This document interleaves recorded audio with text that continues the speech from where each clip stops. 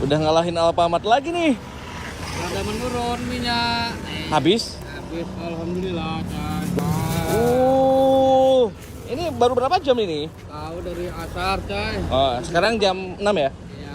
Wih, mantap. Banyak banget nih. Kita cobain mie yang lain yang unik yang mana nih? Yang ini lebih jerit daripada di rumah tangga, jerit di mie. Sih. Jadinya jeritnya di mie. Jeritnya di mie ya? Iya, di rumah tangga kan malu. Oh. Iya. Oke, boleh dong. Yo. Mang siapa namanya nih? Belum kenalan kemarin. Gondrong udah apa dari rumah sakit. Nah, dunia segini. Asli. Kenapa dicukur nih? Ya, biang buang apalah gitulah. Bang Apas. Banyak bilang intal daripada takut. Oh iya, kayak Intel ya. Berarti ini usaha punya siapa ini? Punya sendiri? Punya tetangga.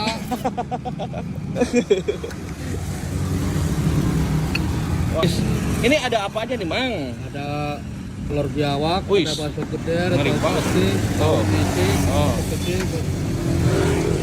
Ya Oh. gitulah. Paling cepet sampai jam berapa, Mang? Pernah? Jam 8, jam 9, Jam 8? jam 12. Itu kadang malam jual minyak doang. Contohnya kawisan. Terus nggak bisa. Oke. Minyak, tinggal minyak doang ya, guys. Iya.